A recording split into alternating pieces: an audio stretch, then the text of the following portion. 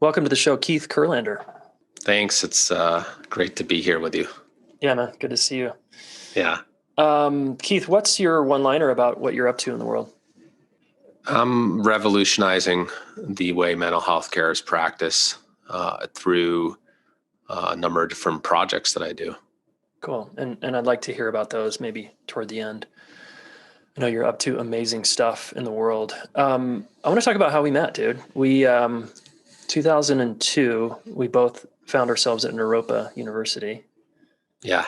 And I think we had a couple classes together. And the story that we often tell is like, we sort of had an aversion to each other.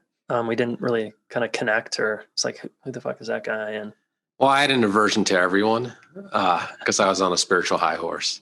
okay. So you weren't the only person. It wasn't personal to you. Nice. And then by year two, we had made a connection. And by year three, we were like hanging out constantly. We had a similar internship at the Longmont Mental Health Center. Yeah. We did peer supervision constantly. Every Wednesday night we met in a coffee shop and like would try to grill each other on our clients and what we were doing wrong. And figure out what the heck was going on. Yeah. How we could be more effective with people. Right. Yeah. Long time ago. It's so cool. We've had such a journey together. Oh, big time. Yeah. Do you feel like you ended up at Naropa partly just because you needed to heal, or were you actually like, gosh, I need to fix people? I mean, that really goes into the story we're going to talk about here, which is my struggle with mental health. Should we just kind of dive into that to answer that question? Yeah, sure. It's a really good starting point, actually. So I started really struggling mentally when I was 19. Well, actually, no, I was struggling mentally when I was born, but I realized that when I was 19. That's how I should say it. I realized when I was 19, I was really suffering my whole life. And that, we could get more into this if we want, but that was triggered by a psychedelic experience with psilocybin, right? So we can get more into the details here, but that struggle, which became pretty catastrophic in my life, that mental health struggle in my early 20s, also equally was a big spiritual kind of awakening for me.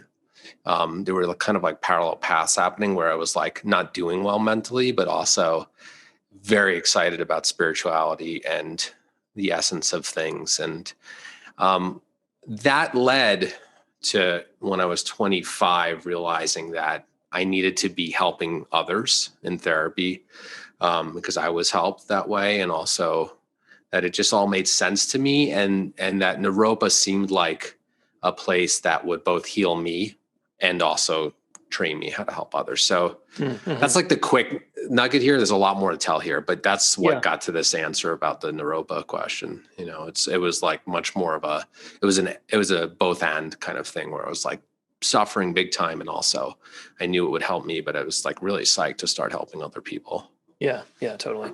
Yeah. Were you, and had you like somewhere between 19 and Naropa, which was around 25, you said? Yeah. Yeah. Were you actually officially diagnosed with any mental illness or? Yeah. So I'll tell a little snippet of the story about this beginning of all this. So when I was 19, I did psilocybin. Why did you do psilocybin? For fun? Just partying, or was it more like? No. So I was partying, quote unquote, but I was very philosophical at that point. I would call myself like a young philosopher then. I was very introspective.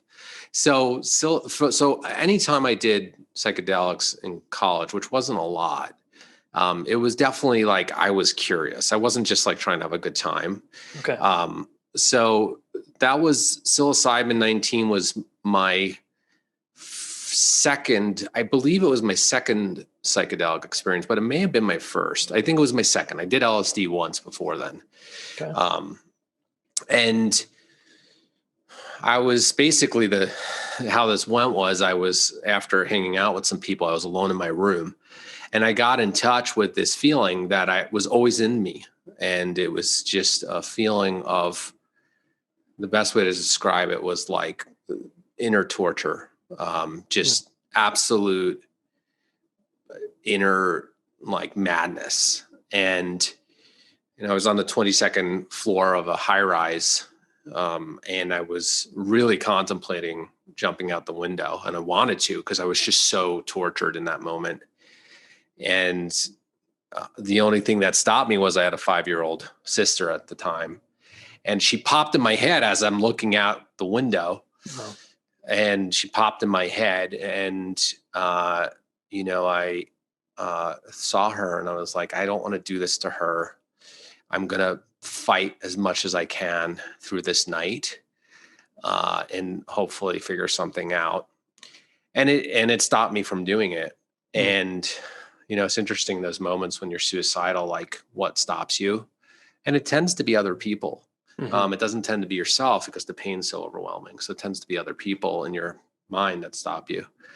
And then I was very sick mentally.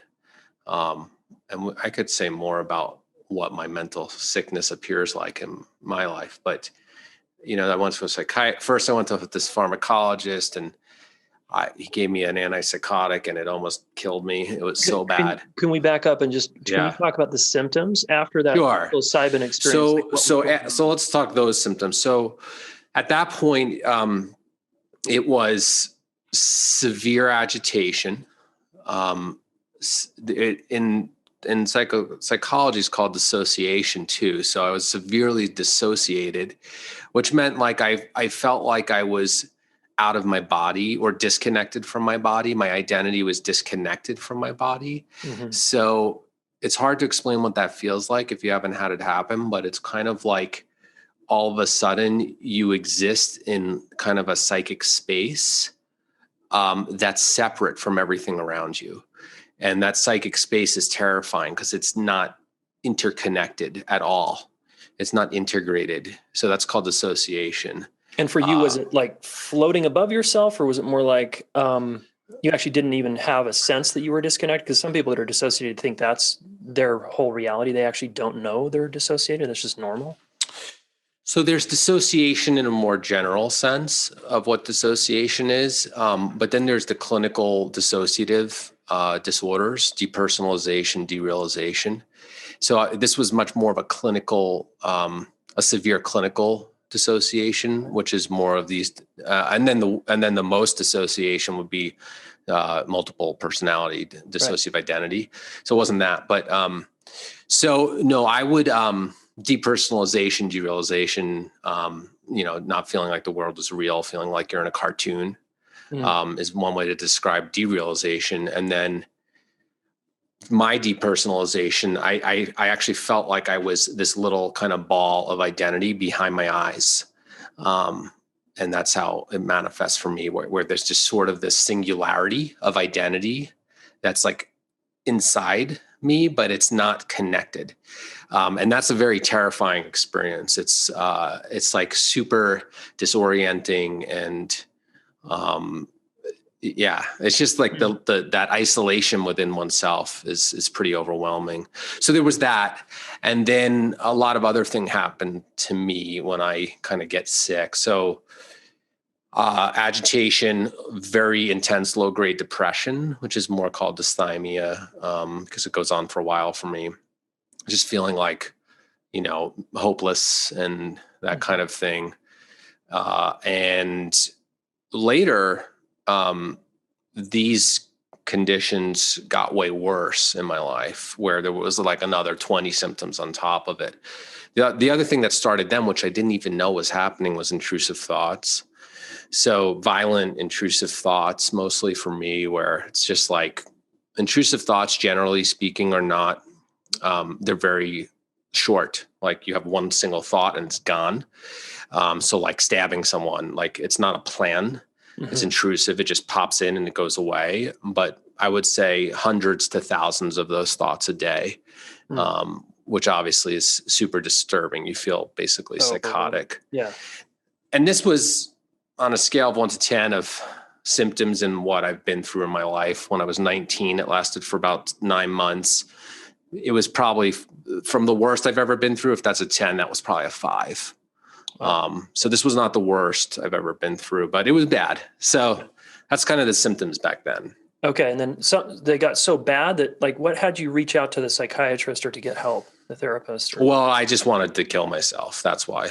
I was just so in so much pain. I wanted to kill myself. So I went and told my parents, and, we had a first round with somebody. It didn't work out. And then I found a psychiatrist and got on meds, and that's a whole nother story. But, that was my first introduction. He was a psychoanalytic psychotherapist, so like Freudian. So that was my first introduction to psychotherapy, and I did it for 2.5 years with him. Wow. Yeah. And while you simultaneously were on medication? Yes, I was on an antidepressant, and I was on Paxil, which was one of the first SSRIs, which turns out happens to be the hardest medication to get off of. It's brutal to get off of it. And then also, I was on what's called Ativan, which is like Valium. Okay. Let's do a quick sidebar here for the listener. So some people, and you got to educate us here, Keith, some people, they say, can't really do treatment effectively until they're on an SSRI or some kind of medication. So, because it helps them actually start to do the work. Would you say that was true for you, or where it helped you actually do psychoanalysis or psychotherapy? Well, medications have been a bittersweet intervention for me my whole life. They were helpful for me at times to reduce the severity of my symptoms. They never took my symptoms completely away, ever. I think the short story here about medications for me was, if my symptoms when I start medications in my life are at like between the 7 to 10 range or the 5 to 10 range, whatever it is, they'll bring me down to like a 3 to 5 in my severity, but I'll keep cycling. So like every 3 or 4 or 5 months, that 3 to 5 will go to like a 7, and we have to start tweaking the meds, and it takes a couple months, and then I get back down to 3 or 5. So was that helpful for me? Yes, definitely, but only because I don't have the knowledge I have now. I might have to go back on meds. I don't know, but the knowledge I have now, I'm way more able to get out of those problems. I mean, and I think I'm way more able to help other people get out of those problems now, without meds. But I think there is a time and place for meds, but I think it's actually way more limited time and place than we think in general. Okay. I mean, I think it's way more limited about when we should be using meds. Yeah. Okay. And then my other question about dissociation, then we can kind of move on to just how it started to go for you, was, you talked about spirituality. Were you, looking back, do you feel like you were practicing spirituality? I know you got into yoga for a while. Were you practicing that in a dissociative way, or were you trying to use spirituality to actually get back in your body and get back in yourself? That's such a good question. So a little context. So my spirituality from 19 to 21, when I was still in college, was more philosophy. I was deeply in a deep inquiry with friends about the nature of things. I didn't start. So this was 1995. I didn't start finding spiritual practices until right after college. So during that time, I think it was an inquiry, more a contemplative inquiry. When I found yoga when I was 22, I mean, that's a whole nother kind of miraculous story for me, but I was asking for a practice to deal with myself and to see the nature of things. So I was asking to find a spiritual practice to help myself with what was going on. So the intention was to help myself. I had no language for dissociation. There was very little language around trauma in 1995 in the mental health care field. So the intention was to get more present. That's how I framed it, presence, and to discover what else was out there. But I will say that I think that there was a lot of dissociation in a new form through my meditation and yoga practice, a lot. And it was a new form. So yeah, I think that my biggest takeaway from any spiritual practice is you're always working with, are you no matter what you do in your life, whether you call it a spiritual practice or anything, you're always working with the question of, am I dissociating more or am I getting more present? Mhm. I don't think that ever goes away, like in any spiritual practice. And, if you think you're just going to sit on a meditation cushion and follow the practices and not have to wonder about that question, I think that's the greatest pitfall in any spiritual tradition, because they don't talk about this very often. Right. Yeah. Okay. And then, and you became a yoga teacher, if my memory serves me, right? Yeah. So I met my first guru. So I was asking, yoga wasn't around where I was. I was in New England. No one was really, there was a center I didn't know about, but no one was really doing yoga actively out in the public yet in 1997. And so I was asking for a teacher to show up in my life to teach me yoga. And I was living on a mountaintop in Bennington, Vermont, in a house literally on the peak of the highest mountain in Bennington. And I had to move for some reason. And I was asked at that time, I was like, I need a yoga teacher. And the day I moved, this man comes to move in. And he says, why don't you come back and hang out? I was like, cool, I'd love to come back here. This was the most amazing house. It was also kind of a spiritual awakening. So I went there a couple of days later. He's like, hey, you have any interest in doing yoga? And I was like, yeah, I've been asking for someone to teach me yoga. So he starts teaching me yoga. I don't know his story yet.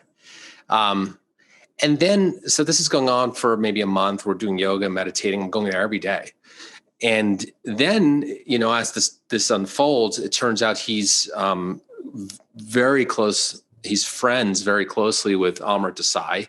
And Amrit Desai was one of the first yoga gurus in this country to bring the practice of asana and meditation to this country in 1960. I think it was. And then he helped, develop Kripalu Yoga, the Kripalu Yoga Center over there. And so then Amrit Desai would come visit like once a month, and I would be learning from him. And then he sort of became my guru for a while. And then, so that was the yoga story. But eventually I became a yoga teacher, and yoga was a big part of my healing journey.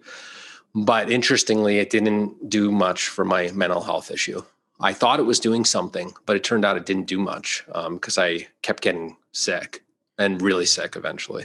Yeah. Okay. And then when did you decide, okay, I've got to do more for my mental health? When was that?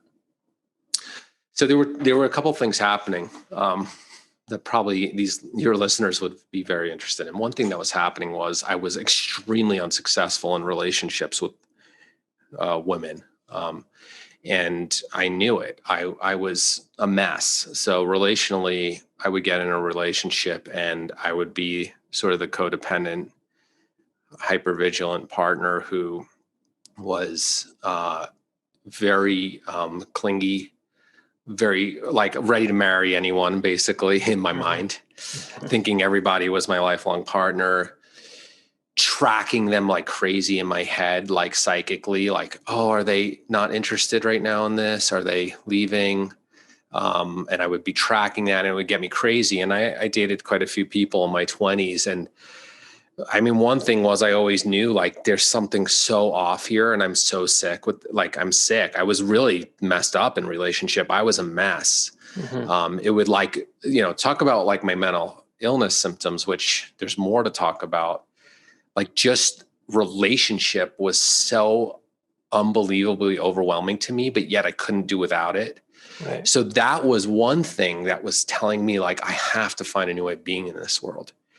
The other main thing that I was pointing at was I had this huge desire to help the world be a better place, and to sort of want to be connecting with people around spirituality and seeing a change in the world. And I was lazy and really had a hard time working because was so ill. So like I was so unfocused, severe ADHD. I mean, I could throw out 10 labels that have been put on me in the last 20 years. Severe ADHD, couldn't focus, lazy, watching 5 hours of movies a day, like I was dissociating, trying to check out an entertainment because I was basically so overwhelmed in my life. So those two things were kind of like burning in me, as like I wanted to have a successful relationship and I wanted to actually be a successful change agent in this world. And I knew that like I had to address my problems if I was going to do either of those two things. Yeah. And when did your more recent diagnosis has been bipolar. And did that, you've said you've had many labels by different practitioners, I'm assuming. At what point did the label sort of help you, or was it not that important what the label was? I just knew I needed to heal and work through my problem. Yeah. So this brings us to my 30s. So my absolute heightened state of mental illness, quote unquote, and we could talk more about what that even means, but was in my mid 30s. So I had all the symptoms we talked about before: depersonalization, derealization, severe anxiety, mild to moderate depression. And then I had and severe intrusive thoughts, which is a version of OCD, and severe ADHD, which is I couldn't focus for shit at all. I mean, I just couldn't focus at all. My brain would constantly. And then things got worse. And then I was you wouldn't really technically be diagnosed as a psychosis, but it's very close where like I like the best example I have is one day when I was in my most severe states, I was like going to make breakfast and holding an egg and I couldn't remember what an egg was. I was just like looking at it and I'm like, what is this thing? And that's how like basically psychotic I was. And that was obviously pretty disturbing. And then I had a lot of physical symptoms at this point. And I had them all along, but I didn't really understand them. So severe fibromyalgia, which is pain all over the body. That's really caused basically by your brain. It's not like you're actually having inflammation in your body. Mm-hmm. So I had severe fibromyalgia. I was having migraines every day, basically for years, pretty severe migraines every day. I had severe IBS. So I was like shing diarrhea every like 30 minutes to an hour. So I was just like the pain in my gut was just overwhelming. I had severe chronic fatigue. Like I felt like I couldn't even walk. I was so tired. And so, in my height, and then I had severe allergies, which was interesting. I had my whole life, but like just severe, like I couldn't breathe at all. And my nose was completely closed. My eyes would be swollen all the time. And, so I was, I'm a good poster child of like what a real sick mental illness case looks like. So that was mid 30s. So that we could go down this road, which was that got stirred up from psychedelics again. Right. And we could go down that road if you want. But it led to some discoveries about what the heck was really going on. This was the point where I started discovering what was going on. Yeah. Let's back it up one notch again, because there's another chapter that it feels important to mention was, so in your 30s, you also had completed grad school. You built, we knew each other at the time. You had built a successful private practice. Mm-hmm. You were working with people every day. You got married, right? Right. A lot happened during this time. Yeah. And I remember you being fairly stable there for several years, right? Yeah. 30 to 34. Right. And then you and I and some of our other friends started experimenting with ayahuasca, right? Yeah. Right. Other psychedelics. And because, you and I are like spiritual nerds and like we're just like, that's the thing to try right now. Yeah. And we geek out on like what's going to help me more and heal more and what's going to help others heal more. So you and I have those personalities of like, well, let's just get in there and try it and see what happens. So that just feels important to mention. There was some stability there for many years. And correct me if I'm wrong. That's what I remember. Well, let me explain what my stability looks like though. There was. So all of that stuff wasn't there. But what was there was intense insomnia my whole life, even during those 4 years. Intense insomnia. I wake up 20 times a night, even during those 4 years. Fall asleep after 2 hours, like every night of my life. up to that point. So there was still that intense insomnia with most people would just drive them crazy. And then there was a low grade depression. So I was still finding my way to just check out. And so, you know, there was just a low grade depression. It wasn't big. So I would say those were the two main things that were bothering me during those years. And I was getting occasional migraines. And I still had I had fibromyalgia, and I had some low grade chronic fatigue. So it was kind of like, again, like this is where I go to like and I still had intrusive thoughts actually. So I was still dealing with violent thoughts. I would just keep like brushing them off all day and just like trying not to get swarmed in it. Yeah. So I would say I was still like a 3 to 4 in those 4 years on my symptom scale. I just wasn't above 5. Right. So that's my stability, but I was stable for what I thought. I thought that's as good as it gets. Right. I mean, and this is where a lot of people probably go to is that they're like, okay, I don't know any better. I don't think this can get any better for me. Right. And so they just, and they're seeing a psychiatrist, they're doing the therapy, they're doing the, whatever the meds, they're doing the things, and it's still not there. Right. No. And people's baseline, I think that my biggest learning in this whole journey is like what people think is as good as it gets in general speaking is not great. And most people could be doing so much better and having so much more fulfillment and a baseline of joy throughout most of the day and inspiration and energy. And like that's attainable for everyone, or a lot of people, I should say. And we don't realize even where we're at, which is I think the baseline, even when you don't classify people as mentally ill, the baseline is actually not that great. It's pretty, there's a lot of suffering going on. So you were suffering still at a 3 to 5, and you were very high functioning in that suffering, but you were hurting inside. And is that one of the things that led you to try ayahuasca or start to go deeper? Like, okay, I need to try more. Yeah. My resiliency factor, well, that might not even be the right word. My persistence is high. Like I always like went to work and once I became a therapist, I should say, once I became a therapist, like I just saw my people, I just focused in no matter what I was going through.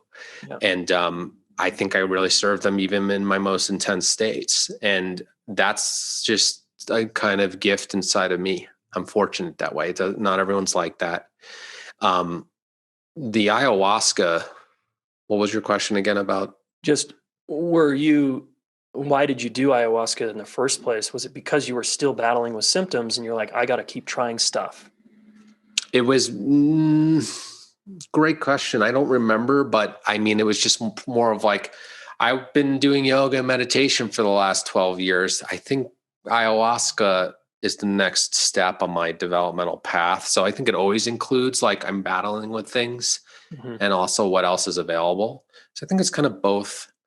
I don't think it was like, I'm going to go try ayahuasca as a mental health treatment, which is now more what's going on with all the research. Like, oh, maybe you can try ketamine, for instance, for a mental health treatment. Yep. Like even, 10, 12 years ago when I started with ayahuasca, like it still wasn't up in the news as much at all, actually. Right. The research was starting, and out there. So for me, it was more of like a spiritual, like this might be the next thing and it might help me. But then things got off the rails. Yeah. Then tell us what happened. Well, so I've done ayahuasca back then, and some of the communities we were doing this in and the churches and stuff. But I did it about 25 to 30 times.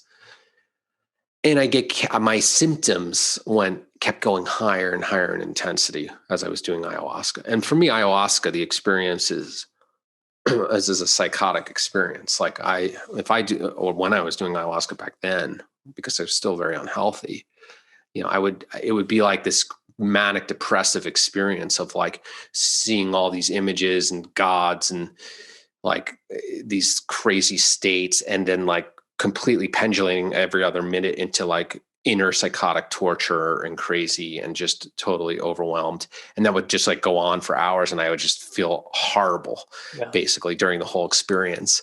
And I was telling myself that if I keep doing it, it's going to heal something. Mm-hmm. It's going to heal this. I'm going to get through it. but it didn't. And the shaman was sort of encouraging that a little bit too, right? Hey, just stay with it, right? Shaman was interesting because the shaman and shamans were encouraging that, but the main shaman I was involved with did tell me, which came into discovery later, that you're dealing with trauma. And that was helpful because up to this point, for people who have serious mental health conditions, you always feel like there's some puzzle inside of you that no one can give you an answer around. Mm-hmm. It's just too complicated and overwhelming, and you feel totally unique in your struggle. Even if you see other people having these labels, in the end of the day, the puzzle inside of oneself always feels like no one could come tell me and make sense of this for me. And that's because no one could at that moment. I didn't meet the right people yet. It's not that that was true. It's just I hadn't brought in the right people that can give me the explanations that now I know about mental health. So the shaman was encouraging, drink more medicine.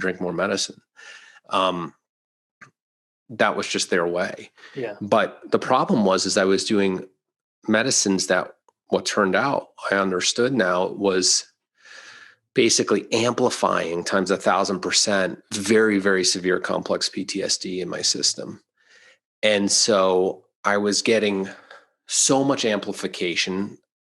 My system, because which I didn't know either back then, which is that I'm a very slow metabolizer. So if I drink a cup, it's like most people drinking 10 cups of ayahuasca. Like I need very little to have the same effect that everyone else is having. Yeah. Because I'm such a slow metabolizer. So and sensitive. It's like the two.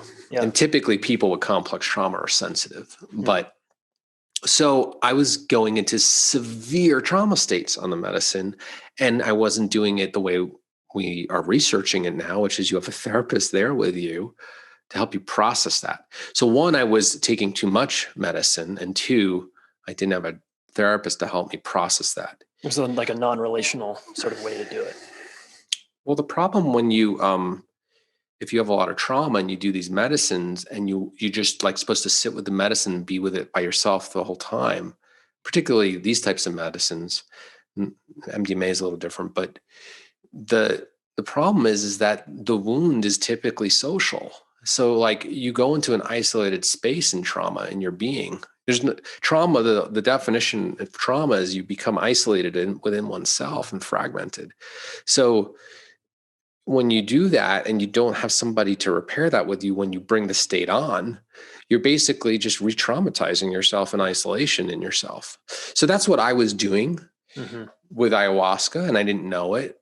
But ayahuasca was interesting for me because as much as it took me to like the most severe symptoms of my whole life that lasted years, and it was crazy making, it also, there's something about the medicine that I don't understand on a more metaphysical level that it helped guide me through the process, and it set me on a path that I think I needed that medicine for. Right. It needed to, it's like it amplified times 10 your issues to the point where it was like, got you finally like, okay, we're going to fucking deal with this now. Yeah. It did that. And it also woke up some kind of inner wisdom in me, that medicine. Mm-hmm. But with psychedelics in general, I'm just a big proponent now of like, particularly if you're dealing with some issues mentally, like which many people are, or most people are, like, I just think it's really important that psychedelics are done safely, because they can help heal a person in ways that might not ever happen without the psychedelic, but they can also really re-injure you if you're not doing it in a way that is held properly. You can get really injured. Yeah. And so I kind of went through both there. Yeah, totally. And we can share some tips here at the end. Hey guys, have you ever wondered how in the heck to help that friend of yours who continues to struggle with their relationships? You become the listener and they're kind of repeating their story over and over again. You've heard it before and they won't take your advice. Well, chances are you could be making a mistake in how you're helping them or how you're listening. And if you want to know a couple moves you can do to listen better and to help this person in a way that would work for them, come check it out. I'm doing a free training on this and other relationship topics. Go to relationshipschool.com/training, and I'll see you in there. Bring your question and I'll answer it live. Okay, back to the podcast. I just want to just fast forward a little bit to, okay, you realize this, like this isn't helping me. What were some of your next steps when things started to improve? What did you start to explore and apply that you started saying, holy shit, this is changing me now?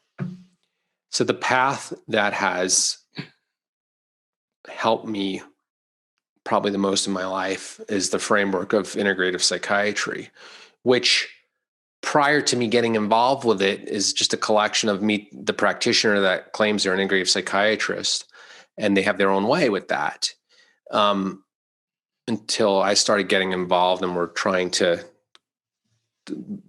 codify what that is, with what I'm doing with Will, Dr. Vanderveer, in our institute. But like, I found integrative psychiatry. So what that meant, and I happened to find the people that were really, advanced in the field, is it was just a recontextualization of psychiatry to really look at root causes. So it involved the best of what we've learned through the scientific method in medicine, pharmacology, which is, the pharmaceuticals. It involves that, but then is also holding what we've learned through functional medicine, which is really looking at how different systems in the body are causing your problems. And then typically in functional medicine, the things that, not always, sometimes it's conventional medicines, but typically the things that actually heal the body are natural remedies, supplements and all kinds of other things. And then also like really dealing with lifestyle stuff like nutrition and diet and sleep and things. And so the path of integrative psychiatry was the game changer for me. And the second element of what the game changer which is held within integrative psychiatry, was my trauma work. I mean, that was a massive part.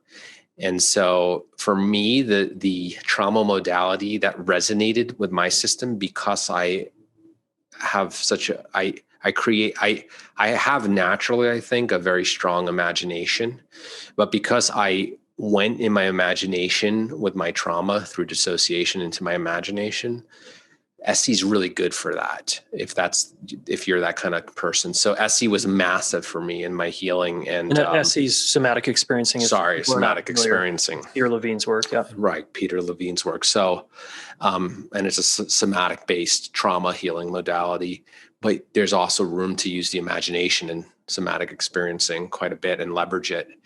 So, I did tons of healing there. And in my trauma work, it was everything from this lifetime to things that happened when I was young. But a lot of it was also things before this lifetime, not past lives, but just intergenerational, being Jewish and things that happened there. So trauma work was massive. And then the integrative psychiatry toolkit. And then, of course, the other massive thing for me was healing through my marriage with my wife, and having someone that, even if she was terrified of what she saw me going through, was right there by my side the whole time and saying, we'll figure this out. We'll figure this out. And like being able to share, that I'm like having intrusive thoughts of like grabbing that knife and stabbing you 1,000 times a day, like being able to just start revealing the inner torturous landscape that I was in to my wife. That was also probably the biggest healing agent that ever happened to me. I don't think I would have, I know I would not be healed in the way I am today if it wasn't for her. Yeah. So that's probably the third. And then of course, I mean, I could go on and on. There's community, there's friends. I mean, I think there's a lot of elements to healing, but yeah, I think that mostly answers the question. Yeah. So I'm hearing there at the end, that was really powerful, and your wife's amazing. The relationships you had that were tethered you, it sounds like with us and your wife in particular, holding you through all of this was super healing, right? Right. Yeah. I mean, relationship. I mean, for me, I'm like, when I talk about with people, like, what is mental health? What is mental illness? It's really hard for me to understand, like, where relationship, it's kind of like you can have a relationship illness, right? And so most people do. And we call that attachment issues. But it's all mental health also. I mean, mental health is a very broad category of the way we experience the world. And so relationship illness, I had a lot of. And so healing relationally with my wife and my friends, that's heals the trauma. Like, that's a big component. You can't really heal relational trauma, which is what I had. You can't heal relational trauma outside of relationship. Yeah, I'm with you. Totally. So yeah. Yeah, and you haven't mentioned it inside the integrative psychiatric sort of model, but I know it's been a part of your journey. Will you say something about diet and nutrition? Yeah, and so nutrition is a big component of nutritional psychiatry. It's called, is a big component of integrative psychiatry, and that's been major because many people suffer mentally. I mean, everyone suffers mentally. It's part of the human condition. I mean, everybody suffers mentally. And it just, we created, psychiatrists got together and other people got together, and we started talking about mental illness in terms of these disorders, right? And we categorized them arbitrarily with these names through constellating symptoms. And so what happened was, like, for me, I was identified with these symptoms, but what I didn't realize is that, like, nutrition is such a big key, because when we get really messed up mentally, it's a combination of, you're not nourishing your body typically at some point in life, whether throughout childhood or something. You're not nourishing your body with the nutrients it needs in order to have a healthy system. And so you if you're not nourishing your body, you can't be mentally totally vibrant if you're not getting the nourishment it needs. So that was a big factor. I mean, I was the kid who was growing up on, Fruit Loops and, like, sugar in my cereal and all that stuff. Like, yeah. You've got that one. And, soda. And so, like, and I was sensitive because I had the trauma, and just, I'm a sensitive being in general. And so, like, I was putting toxins in my body that the body isn't designed to process properly.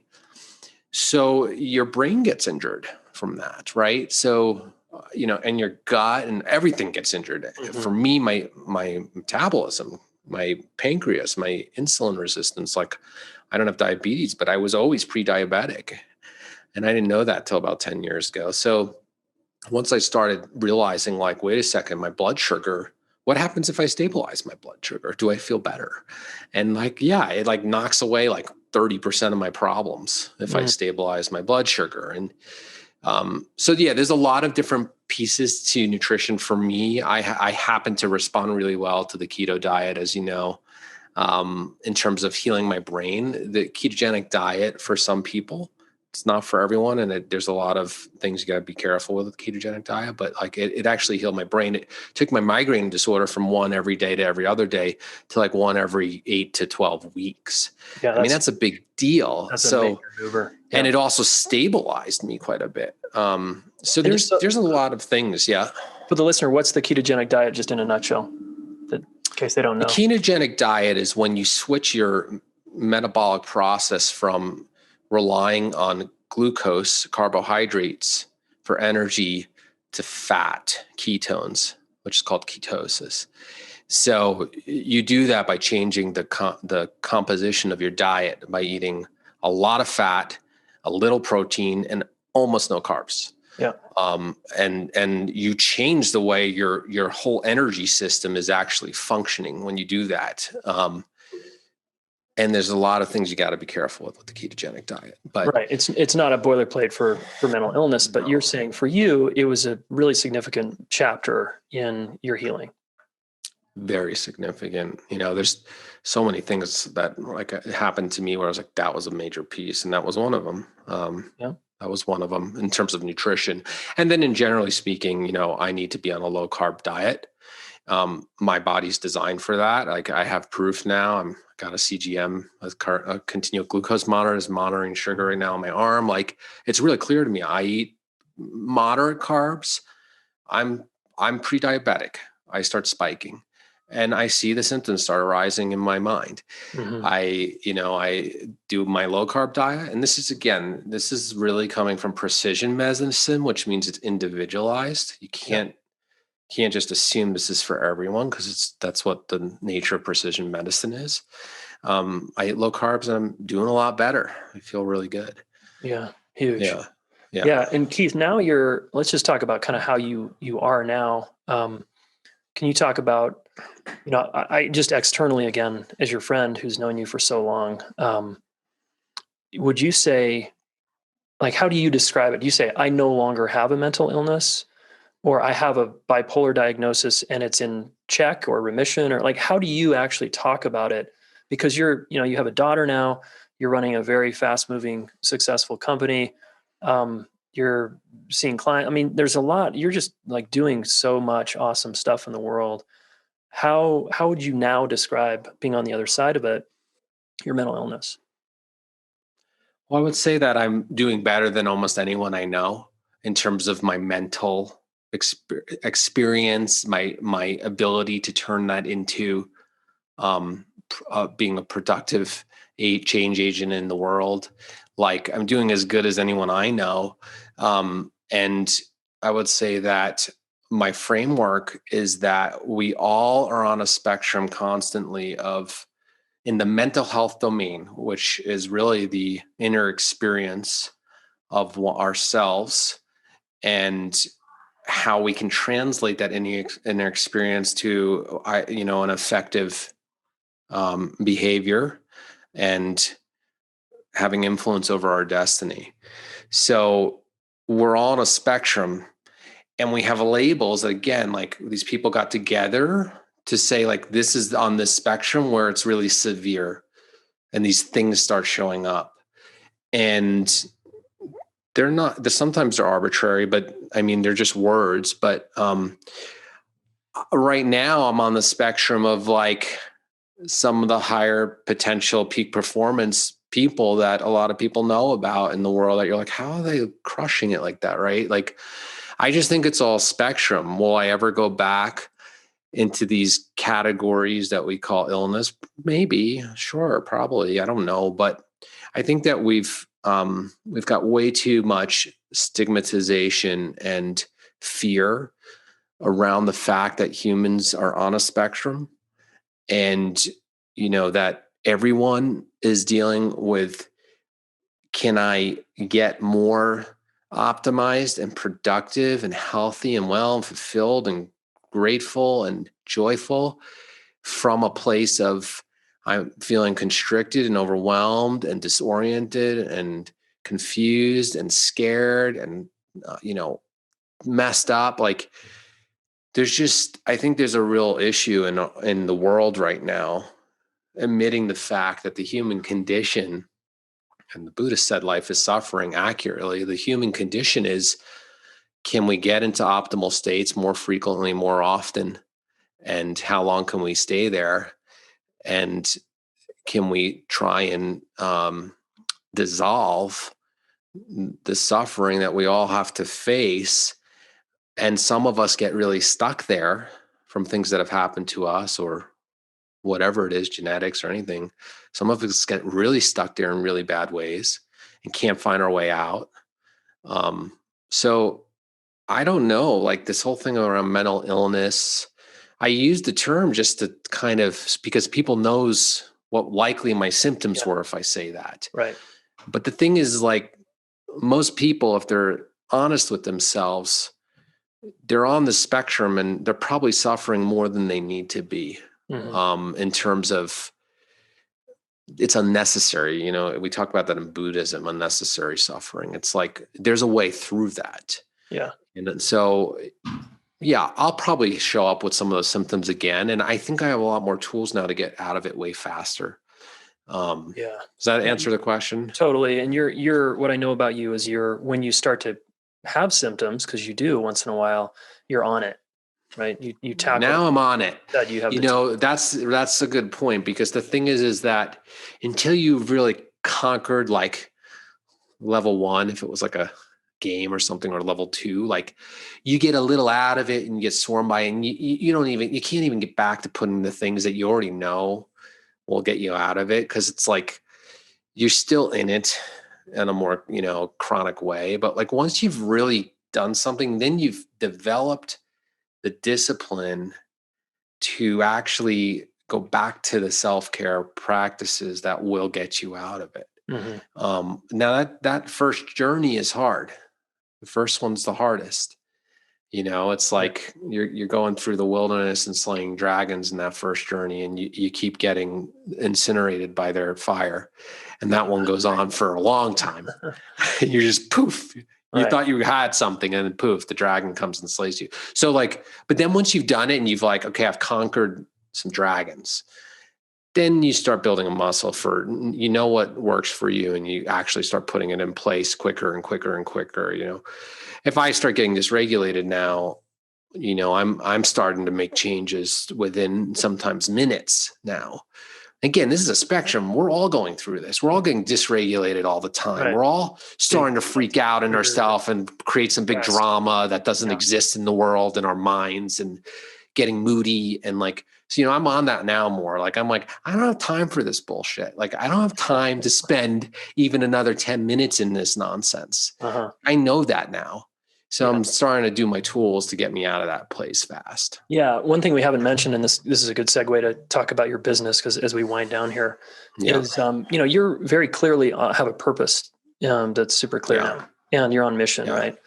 And you're in that comment of, I don't have time for this shit. Yeah. Because you're so focused and of doing your service work in the world. Would you say that's also a significant component of your journey of healing, that you're now super clear about what you're up to? You're not sitting around watching movies all day, wondering what you're up to? Yeah. So mission and purpose has always been a massive part of my healing from the moment from when I left college. There was a specific day when I was 21 when I realized purpose is a key ingredient to healing. And I won't go into that story right now because we're toward the end. But so it's always been, I got more refined with my purpose and less lazy, a little later in my life. But the more I got more and more doing what I'm designed to do, and now, basically really being more of the change agent around spreading a message around what are the real causes of mental illness. And, that there's actually, we already have the tools now to deal with them. We do now. We didn't even 20, 30, 40 years ago. Right. We did, but it was so hard to find them. Now we have them.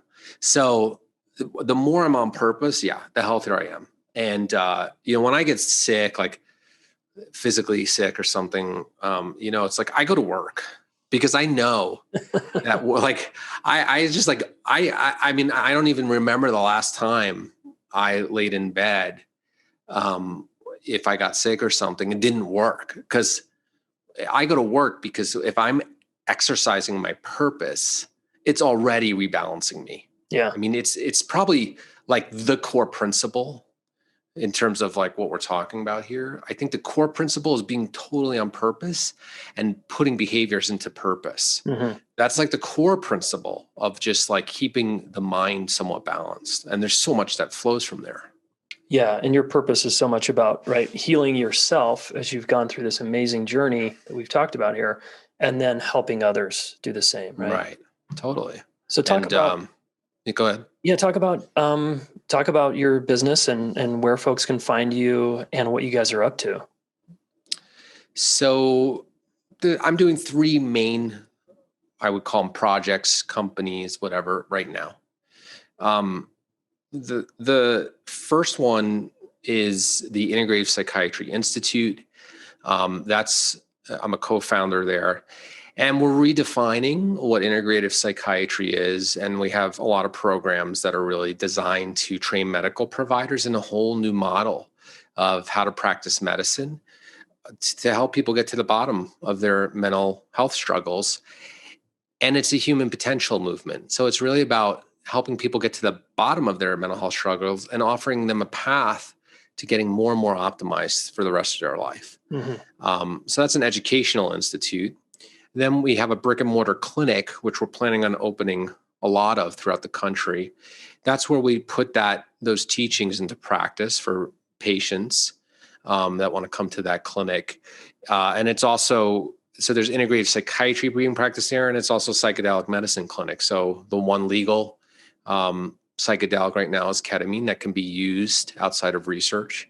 So we do a lot of ketamine therapy there. And if you want to, listeners, if you want to hear more about the ketamine therapy, ketamine treatment, you can go back and listen to the episode with Dr. Will Vanderveer, who's Keith's business partner here. We did a whole episode on MDMA. We did one on ketamine.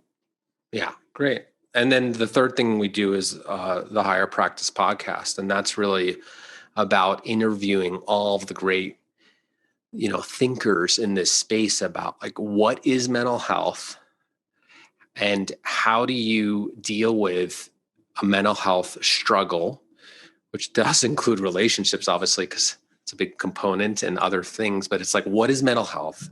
How do you deal with that struggle? What's the path to healing? And how do you get into optimal states? So, we include, thinkers around that too, of like, not just like, how do you get out of the struggle, but how do you stay in optimal states? And so that's the other piece of where we're really spreading the message. Awesome. And where's the best place people can find you, Keith, and these three things? So Integrative Psychiatry Institute is psychiatryinstitute.com. The Higher Practice podcast is in all the platforms, but it's held on psychiatryinstitute.com. The clinic is called the Integrative Psychiatry Centers, and that's psychiatrycenters.com. I want to learn more about the clinic. And then I do have a personal website, keithkurlander.com. I work very sparingly with my time with some people individually to help them now in a more coaching relationship. So that's keithkurlander.com. Okay, awesome. And we'll put those in the show notes. Amazing, Keith. There's a few little chunks I keep wanting to go back to, but we're out of time. So maybe we can have you back and get into those. I'm guessing the listeners are going to have a lot of questions, so they can certainly follow up with you, and maybe we'll do another one. But totally. Man, it's so inspiring to hear again. I mean, I've been witness to at least a good chunk of this story and watch you transform yourself. It's been unbelievable to witness, bro. And totally. I just so applaud your persistence, as you called it, and your effort. And then also the way you're giving back in the world. It's incredible. Yeah, thanks so much. And it's great to be on the journey with you.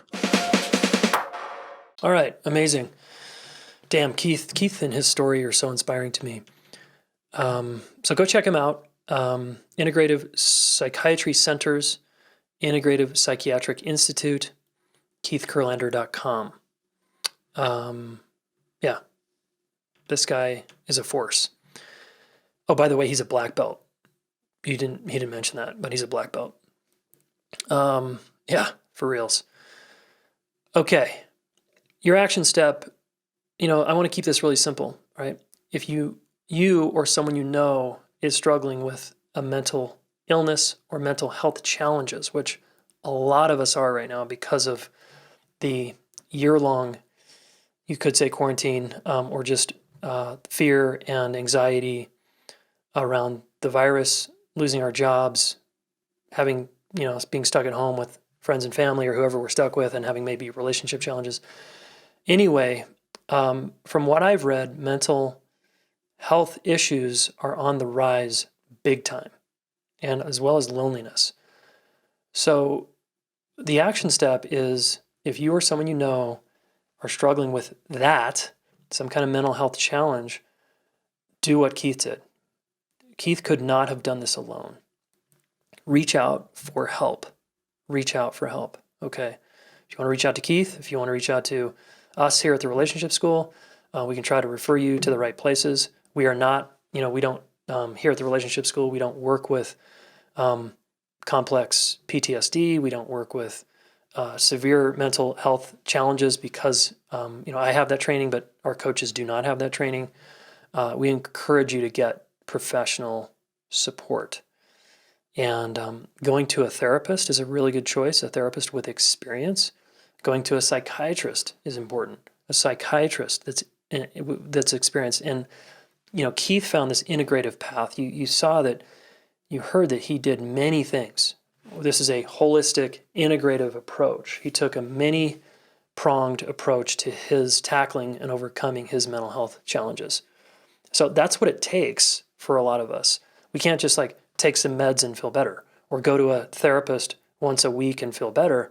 That might help a little bit, but as Keith said, he's about root causes. Let's get to the root cause. What is this? And we didn't have time to get deep down the rabbit hole of his early attachment injuries, the trauma in his childhood, etc.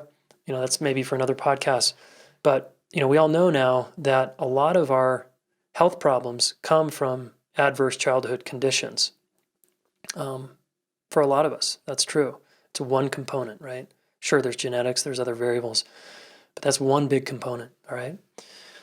So please get help, okay? And if you know someone, you might just forward this podcast to them if they want to hear a personal story of someone overcoming mental health and what it took, okay? It's a big deal. This guy is a beast. All right, so thanks again, Keith, for your ferocity around your own growth and your own development and working with your own mind. Because, man, I've been with you in some of those darkest moments, and it was super intense as your friend. All right, awesome. Okay, and if you want to come hang out with me on one of our latest trainings, go to relationshipschool.com/training, okay? We've always got some version of a training coming up, and it'd be fun to hang with you live and try to help you by answering one of your questions. Okay, folks. All right. Stay real, stay connected, and we'll talk soon. Hey, thanks so much for listening. Please subscribe to this YouTube channel. Share one of these videos with a friend. We want to help the planet get their act together around relationships, and you are one of them. So thank you.